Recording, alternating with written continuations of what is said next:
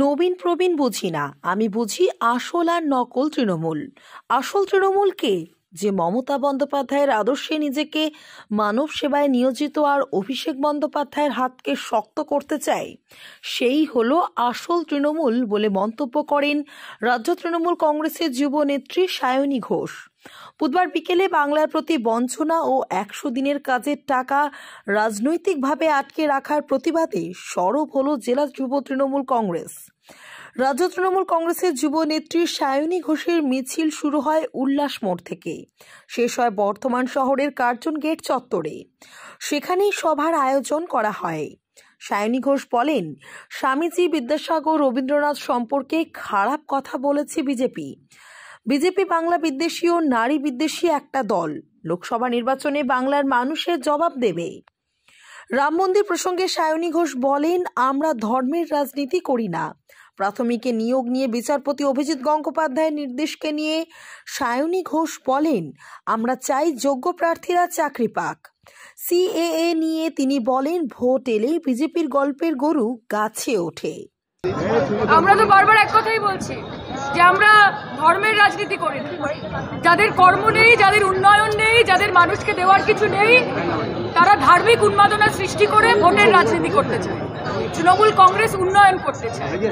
আমাদের মনের মধ্যে ঈশ্বর আছে, তাকে নিয়ে আমাদের রাজনীতি করতে হয় না। আমরা মানুষের সেবায় নিয়োজিত থাকতে চাই। প্রাথমিক নিয়োগ 2016 42,949 জনের তালিকা 10 দিনের মধ্যে প্যানেল বার করতে নির্দেশ দিয়েছে বিচারপতি অভিজিৎ গঙ্গোপাধ্যায়। ঠিক আছে, খুব ভালো। আমরা সবসময় চাই যারা ন্যায্য, যাদের পাওনা, যাদের দাবিদার, তারা সবসময় নিজেদের ভাগ পাবে, সেটা আমরা চাই।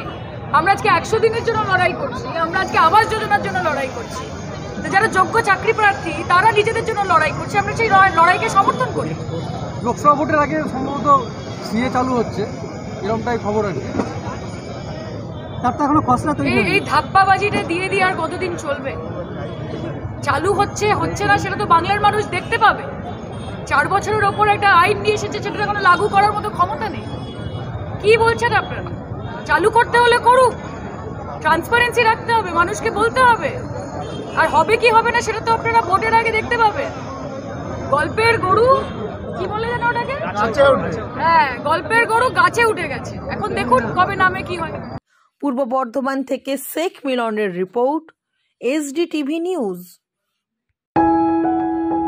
जब जीवन की हो नई शुरुआत तो श्री बालाजी फैशन है आपके साथ। ब्राइडल एथनिक वेयर के लिए आसनसोल में जाना माना नाम श्री बालाजी फैशन। दुल्हन के लिए खूबसूरत रंगों का लहंगा और आकर्षक गाउन, दुल्हन की बहन को खूबसूरत बनाए लहंगा फ्रॉक, दुल्हे के लिए मान्यवर के विविध रंगों वाले sherwani, ethnic wear, fashionable men's suit से मिले दूल्हे के भाई को नया लुक, वेडिंग और पार्टी के लिए कढ़ाईदार बनारसी और सिल्क साड़ियाँ। तो देर किस बात की, आज ही आए श्री बालाजी फैशन, हर घर की पसंद। GT road, opposite Subhash cinema, Asansol.